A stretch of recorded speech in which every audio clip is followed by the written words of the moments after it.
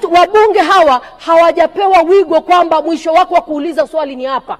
Umepewa utaratibu wa kuishauri serikali na kuweza kuisimamia. Mheshimiwa Felista Njau, jielekeze kwenye hoja yako tafadhali. Sawa, naelekea kwenye mwongozo Mheshimiwa Mwenyekiti. Mheshimiwa Mwenyekiti, wakati nauliza swali, Mheshimiwa Naibu Waziri hakuniaddress swali langu kabisa. Maana yake hakunijibu mimi. Alikuwa anaongea anamtaja Mheshimiwa mbunge wa jimbo. Nafurahi akimuaddress. Lakini Mheshimiwa Mwenyekiti, nilikuwa naomba anijibu mimi kwa sababu sikutendewa haki. Hakunijibu swali langu. Alimuaddress mbunge wa jimbo, akazungumza mwanzo mwisho, wala hakunijibu. Na mimi nimetumwa na wananchi kwa mujibu wa katiba. Nina haki ya kupewa nafasi hiyo. Mheshimiwa Mwenyekiti, naomba mwongozo wako kama nimetendewa haki. Asante. Mheshimiwa Nusrat Hanje. Mheshimiwa Mwenyekiti, nasimama kwa kanuni ya 76 na sitaitaja, lakini pia najielekeza katika kanuni ya 53, kanuni ndogo ya kwanza. Kanuni ya 53 ambayo inaeleza kujibiwa swali kikamilifu bungeni. Na Mheshimiwa Mwenyekiti, wakati nimeuliza swali leo namba 528, na swali langu lilikuwa limeuliza kwamba serikali imepoteza mapato kiasi gani tangu mwaka 2015 mpaka mwaka 2020. Lakini kwanza nipongeze kwamba wameeleza kuna ongezeko la 400% kwenye makusanyo ya serikali baada ya mifumo ya tehama kufungwa. Lakini mimi nilitaka nifahamu, pamoja na ongezeko hilo la trilioni 2.21, nataka nifahamu katika hiyo tangu tumefunga mifumo tumeongeza kiasi gani? Amesema tumeongeza kiasi gani? Tumepunguza kiasi gani? Tumeokoa kiasi gani? Ili tuone sasa kama tunaweza kushauri serikali wapi waongeze nguvu. Sasa swali langu halijaenda kwenye kipengele cha pili. Limeishia kwamba tumeongeza mapato kwa 400%. Sasa ninaomba mwongozo wako kwa sababu swali langu halijajibiwa kikamilifu, sio kitu nilichoomba katika swali. Ili sasa ukituelekeza kama watarudi walijibu labda halikueleweka.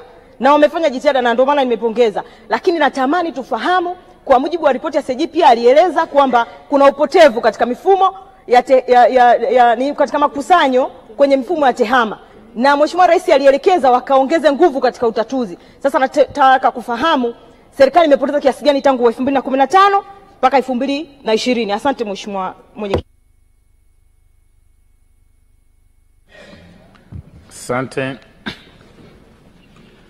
Mheshimiwa wabunge, kwanza alisimama Mheshimiwa Felista Njau, mbunge wa viti maalum, kwa kanuni ya 76 akieleza kwamba hajatendewa haki wakati Mheshimiwa waziri akijibu swali la nyongeza.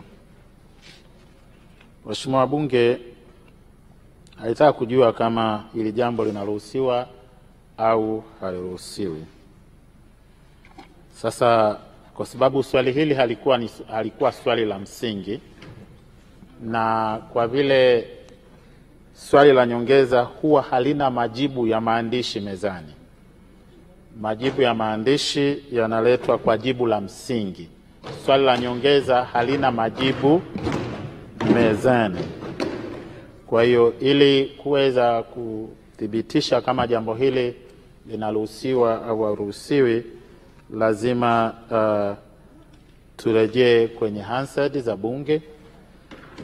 Kwa hiyo Mheshimiwa Felista Njau, kiti kitafanya rejea kwenye Hansard, na kwa utaratibu wa kibunge utapata majibu kama yale yaliyojibiwa yanaruhusiwa au hayaruhusiwi. Asante sana. Mheshimiwa bunge, pia alisimama Mheshimiwa Nusrat Hanje kwa kanuni hiyo hiyo ya 76 akieleza kwamba majibu yaliyotolewa kwa swali namba 528 hayatoshelezi, hajajibiwa kikamilifu. Mheshimiwa bunge, tofauti na maswali ya nyongeza, maswali ya msingi huwa yanajibiwa kwa maandishi, na hapa ninayo maandishi ya majibu ya swali lake. Waheshimiwa wabunge, Mheshimiwa mbunge alitaka serikali imweleze kuhusu kupotea kwa fedha. Alieleza, swali lake linasema, je, serikali imepoteza fedha kiasi gani tangu mwaka 2015 mpaka 2020 kwa kutokuwepo usalama madhubuti wa mifumo ya usimamizi kufuatia mabadiliko ya tehama duniani. Waheshimiwa wabunge, majibu ya Mheshimiwa Waziri yanaeleza, sitayasoma yote, yanaeleza kwamba wizara, idara na taasisi mapato yameongezeka kutoka shilingi bilioni 689 mwaka 2016 mpaka kufikia 2014-15 hadi kufikia shilingi trilioni 2.21 mwaka 2019-20, ikiwa ni ongezeko la 400%. Waheshimiwa wabunge, it goes without saying, na logic inatuambia kwamba mapato hayajapungua, mapato yameongezeka, kwa hiyo hakuna upotevu.